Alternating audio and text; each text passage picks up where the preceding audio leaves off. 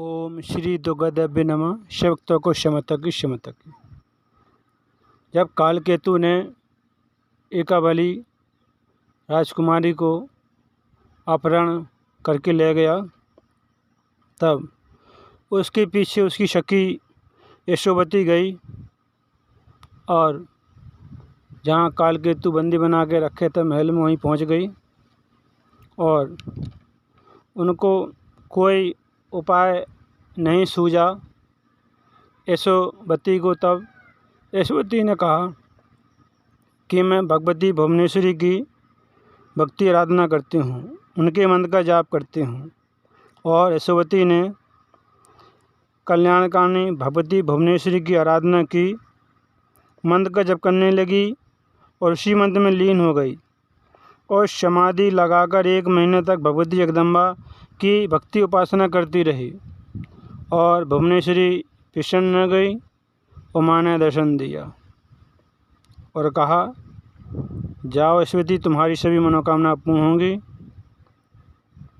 तब यशोवती ने कहा, एकावली, आप शीघ्र ही यहाँ से माँ की कृपा ही हमको निकालेंगी। और माँ ने कहा कि आप गंगा किनारे पर एक वंशी राजकुमार एक वीर हैं, वो तुम्हारी मदद कर देंगे और तुम कालकेतु के बंधन से मुक्त हो जाओगी। जब यशोवती और एकावली को कोई सहारा नहीं मिला, तब भगवती भुवनेश्वरी की शरण ली, उनकी भक्ति आराधना की और अपने संकटों को माँ ने उनके संकटों को दूर किया। उनने अपने संकट माँ को समर्पित कर दिए। माँ, अब आप ही हैं, आपकी सिवा इस दुनिया में कोई नहीं। माँ, हम आपकी शरण में आई हूँ, आप ही मेरी और हम दोनों की मनोकामना पूर्ण करें, हमें संकट से मुक्त करें, इस बंधन से निकालें। और भगवती भुवनेश्वरी ने रास्ता दिखाया, मदद की और आप शीघ्र ही कालकेतु के बंधन से मुक्त हो जाएंगी। यह कथा बहुत ही सुंदर है, पापनाशनी और पुण्यदानी। जब कोई सहारा ना मिले तो भगवती भुवनेश्वरी की शरण में जाओ और भक्ति आराधना करो, उनका मंत्र का जाप करो, काम करते रहो, मैया का नाम जपते रहो। मैया के अनंत नाम हैं, अनंत मंत्र हैं, कोई भी मंत्र का जाप करते रहें, माँ की शरण में रहें, माँ आपकी अवश्य मनोकामना पूर्ण करेंगी। और यशोवती ने कहा, हे राजकुमार, आप कौन हैं? मैंने अपना परिचय बता दिया, अपनी दुख भरी आपको कहानी बता दी। आप कौन हैं? आप अपना परिचय बताएं। तब राजकुमार एक वीर बोले, मैं ही वंशु राजकुमार हूँ। एकावली के विषय में आपने बताने की कृपा की है और तुमने मेरे मन को परतंत्र बना दिया, क्योंकि राजकुमारी एकावली बहुत सुंदर है और अब मैं उनको संकट से मुक्त करा के उनके पिता रैव को सौंप दूंगा।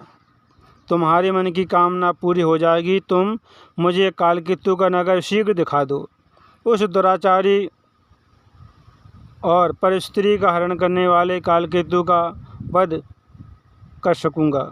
अभी मैं शीघ्र उसका वध कर दूंगा। तुम वैसा ही उपाय करो, क्योंकि तुम हित साधन करने में पूर्ण सक्षम हो। उस दानव के नगर का मार्ग तुम मुझे आज ही दिखा दो।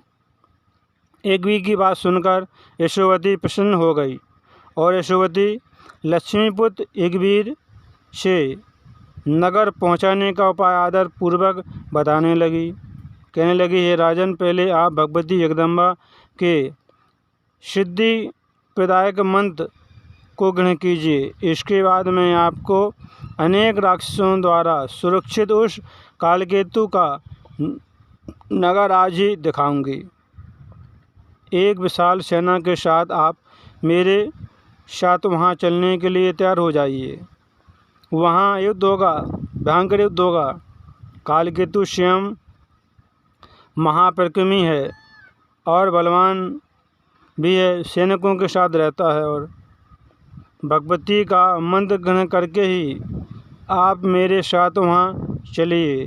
ज्ञानियों में श्रेष्ठ दत्तात्रेय जी ने ये गुसरी के महामंत्र को मैंने उसी क्षण ग्रहण कर लिया था। उस मंत्र के प्रभाव से एक वीर को सब कुछ जानने और चलने की क्षमता प्राप्त हो जाएगी। इसके बाद यशोवती के साथ कालकेतु के नगर के लिए शीघ्र प्रस्थान कीजिए।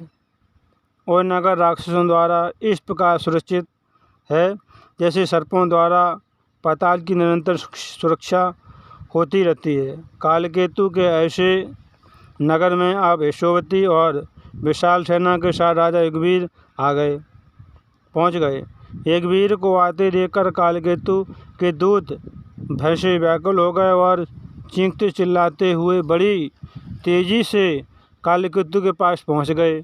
उस समय एकावली के पास बैठकर अनेक वेद विनती कर रहे कालकेतु को अत्यंत काममोहित समझकर दूत कालकेतु से कहने लगे, हे राजन, इस कामनी की सखी जो यशोवती नाम की स्त्री है, यशोवती एक राजकुमार के साथ विशाल सेना लेकर आ रही है।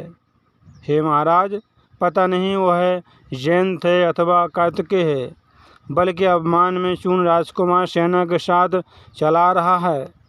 हे राजन, अब आप सावधान हो जाइए क्योंकि युद्ध की स्थिति सामने आ गई है।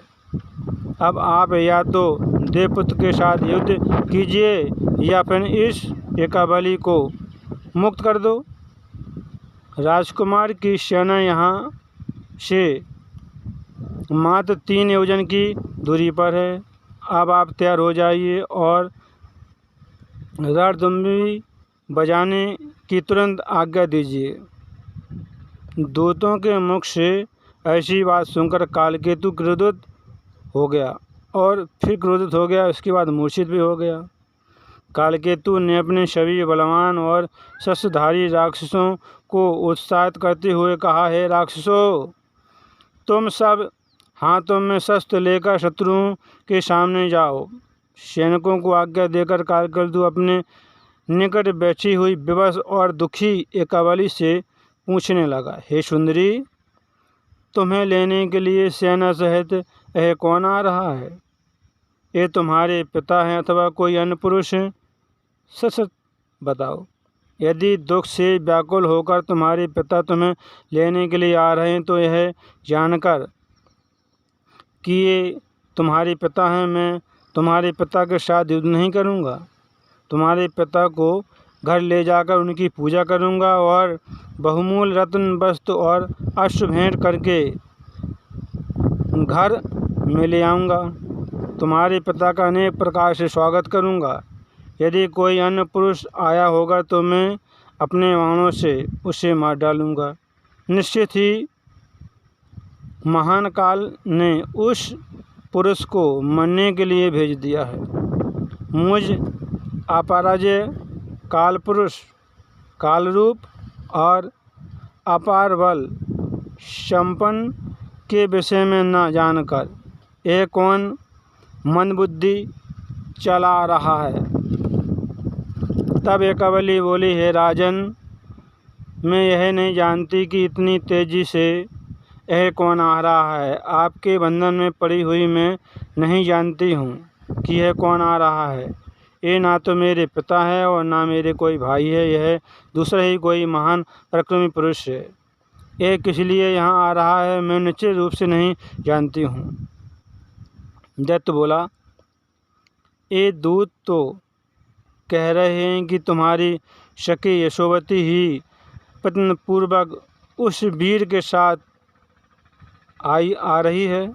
सेना के साथ कार्य सिद्ध करने में चतुर तुम्हारी सखी कहाँ गई है? और कोई अन्य मेरा शत्रु भी नहीं है जो मेरा विरोधी हो।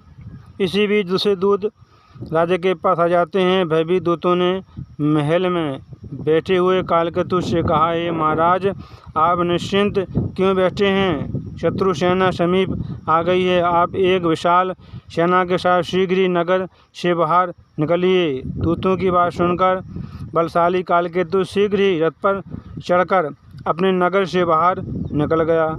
एकाबली के बड़े से व्याकुल प्रतापी एक वीर भी घोड़े पर सवार होकर अचानक वहीं पर आ गया और उन दोनों का वृत्तासुर इंद्र की भांति भयंकर युद्ध होने लगा। उस युद्ध में छोड़े गए अनेक अस्त्रों से दिशाएं प्रकाशित हो सी भयभीत हो गईं। उस युद्ध में लक्ष्मीपुत्र एकवीर ने दानव कालकेतु पर अपनी गदा से प्रहार किया। गदा प्रहार से कालकेतु वज्र से आहत पर्वत की भांति प्राणहीन हो गया, पृथ्वी पर गिर पड़ा और कालकेतु की मृत्यु हो गई। एकवीर ने गदा के प्रहार से कालकेतु का वध कर दिया और उसकी मृत्यु हो गई। तब भयभीत होकर अन्य सभी राक्षस भाग गए। इसके बाद अश्वती ने अपनी सखी एकाबली के पास जाकर प्रसन्नतापूर्वक सखी से कहा, सखी इधर आओ। कालकेतु के साथ भीषण युद्ध करके राजकुमार एकवीर ने उस कालकेतु को मार दिया है और इस समय राजकुमार एकवीर थक जाने के कारण अपने शिविर में विश्राम कर रहे हैं। तुम्हारे रूप और गुणों के विषय में सुनकर राजकुमार तुम्हारा दर्शन करना चाहते हैं। यशोवती की बात सुनकर एकाबली ने कहा, राजकुमार के पास जाने का मन बना लिया था, लेकिन कुमारी अवस्था में होने के कारण एकाबली भयवश लज्जित हो रही थी। एकाबली मन में सोचने लगी कि मैं एक विवश कुमारी कन्या राजकुमार का मुख कैसे देखूंगी। एकाबली इस बात से चिंतित हो रही थी कि कामसक्त राजकुमार मुझे ग्रहण कर लेंगे। तब एकाबली मलिन वस्त्र धारण करके पालकी में बैठकर यशोवती के साथ राजकुमार के शिविर में पहुंच गई। एकवीर को कामातुर देखकर और एकाबली को लज्जा से युक्त देखकर नीति का ज्ञान रखने वाली और शेष जनों के मार्ग का अनुसरण करने वाली यशोवती ने एकवीर से कहा, हे राजकुमार, एकाबली के पिता भी इसे आपको ही देना चाहते हैं, इसलिए एकाबली के साथ आपका मिलन अवश्य होगा। किंतु हे राजन, कुछ समय प्रतीक्षा करके पहले एकाबली को इसके पिता के पास पहुंचा दीजिए। यशोवती की बात को उचित मानकर दोनों कन्याओं को साथ लेकर सेना सहित एकवीर कन्याओं के पिता के पास उनको पहुंचा दिया। दोनों को राजपुत्री को आई हुई सुनकर राजा रैब मंत्रियों के साथ एकाबली के सामने पहुंच गए। पुत्री को राजा ने बहुत दिनों के बाद देखा था। पुनः यशोवती ने रैब को सारा वृत्तांत विस्तार पूर्वक कह दिया, सुना दिया, बता दिया। इसके बाद एकवीर से मिलकर राजा एकवीर को आदर पूर्वक घर ले आए और फिर राजा ने शुभ दिन में विधि विधान से दोनों का विवाह संपन्न करा दिया और राजा ने विवाह में अनेक उपहार देकर एकवीर को भली भांति सम्मानित करके पुत्री को विदा कर दिया। विवाह हो जाने पर लक्ष्मी पुत्र एकवीर प्रसन्न हो गए और घर पहुंचकर अपनी भार्या पत्नी एकाबली के साथ अनेक सुखों का उपभोग करने लगे। कुछ समय बाद एकाबली से कृतवीर एक पुत्र उत्पन्न हुआ और कृतवीर के पुत्र कार्तवीर हुए। इस प्रकार हे वंश क्षत्रियों की उत्पत्ति हुई थी। यह कथा बहुत ही सुंदर है और देव भागवत से है। कथा सुनने से मनुष्य को पुण्य की प्राप्ति होती, पाप नष्ट होते हैं। और कथा को सुनते रहें। कथा बहुत ही रोचक है। यह कथा देव भागवत से है। जब मनुष्य को कोई रास्ता न मिले, संकट ज़्यादा हो, तो माँ भुवनेश्वरी भगवती की शरण में जाएं और उनकी भक्ति आराधना करें, उनका मंत्र का जाप करें। आपके सभी संकट दूर होंगे, आपकी मनोकामना शीघ्र ही पूरी होगी। मन में विश्वास रखें, श्रद्धा विश्वास के साथ माँ भुवनेश्वरी की भक्ति आराधना करें, क्योंकि इस दुनिया में, इस संसार में बगैर शक्ति के कोई कुछ नहीं कर सकता है। अगर शक्ति न हो तो सृष्टि चल ही नहीं सकती। हर जगह कण कण में शक्ति का वास है। बगैर शक्ति के ना तो हवा चल सकती है, ना तो अग्नि देख सकती है, ना ही सूर्य भगवान चमक सकते हैं, ना ही ये पृथ्वी बड़े बड़े पर्वतों को धारण कर सकती है। अस्त्र मंत्र तंत्र विद्या हर जगह शक्ति का वास है। बगैर शक्ति के कोई मनुष्य कुछ नहीं कर सकता इस सृष्टि संसार में। आपका कोई शस्त्र अस्त्र हो, बगैर शक्ति के वो चल ही नहीं सकता। हर जगह शक्ति का वास है, हर जगह शक्ति विद्यमान है। इसलिए माँ भुवनेश्वरी जगदम्बा भवानी की आराधना कीजिए, अपनी मनोकामना शीघ्र ही आपकी पूर्ण होगी। यह कथा बहुत ही सुंदर है। देव भाव से कथा को सुनते रहें, काम करते रहें, मैया का नाम जपते रहें। इसे भक्तों को श्या माता की